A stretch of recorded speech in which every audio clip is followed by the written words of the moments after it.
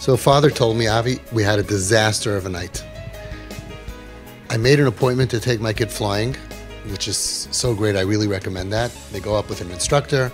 It's like $100. It used to be cheaper. Maybe it's a little more. It's so much fun.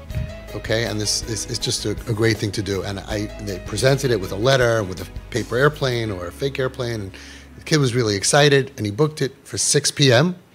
And it takes time to get there, so we made up to leave at 4 p.m. He says, I'm in the car. I left work. I took care of all my stuff. I left work at 3 o'clock. I got there, 4 o'clock, I'm in the car. And where's my kip? I'm waiting and waiting.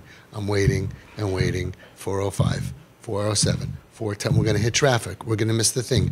And I'm getting nervous, and I'm getting anxious. I'm getting upset. I booked the thing. I told him the only thing he has on his day, it's all he had. I had 20 things to do. I had to run, I had chakras, and then I went to work, and then I had to do stuff at work, and I had to take care of everything, and I left, and I ran, and I'm on the phone from 3 to 4, and I made it on time, and all he needed to do was put on pants. He just had to get up and put on pants, and what in the world? And I'm waiting, and I'm feeling so resentful. I'm feeling so upset. I really wanted this to work. This was going to be bonding. This was going to be fun. We have so many beautiful pictures in our group of by that plane. And it's going to be great. And the kid comes into the car at 5 minutes to 5.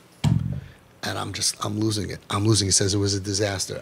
The kid picked up right away on my body language and on the vibe, because they can pick up in a second. And right away, the headphones went on.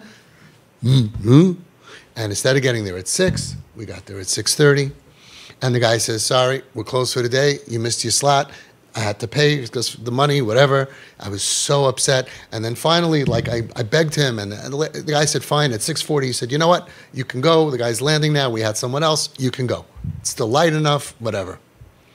So we went, and he hated it, and he came back, and it was terrible because he was in a bad mood, and I was in a bad mood. And then we left there, okay, and we hit traffic, and there was an accident, and we were stuck in the car together, okay, for over 3 hours.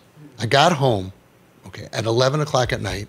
He slammed the door and went to his room. Because this 3 to 11, 8 hours of Gehenna. He said, this was terrible. I said, hang on.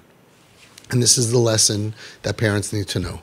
When your job is to bond with the kid, it doesn't matter if you make it. It doesn't matter if you make it to the show, to the plane, to the flight. Nothing matters. The Hatzalah over here, your Hatzalah is to go ahead and bond. So what would have happened if you would have just been able to be, it's hard, you have to train, but you focus. And the kid would have come in at 5 to 5, and you would have been like, hey, as if it doesn't matter. You would have enjoyed your time there. You would have turned on the music like we do and turned down the windows and had a great time. You would have gotten there at 6:30, and the guy would say, sorry, and you would have been like, oh, man, you know what? We're going to come back tomorrow. When can I book again? And your kid would be happy to do it. And then you would say, come on, look at this kid. He's my favorite person in the world. He's a diamond. You sure you can't? And the guy would have said, okay, you know what? And at 6:40, he would have said, okay. And then he would have gone up in a good mood. He would have had a great time. He would have come back. And then 3 hours in the car in traffic is not lost time.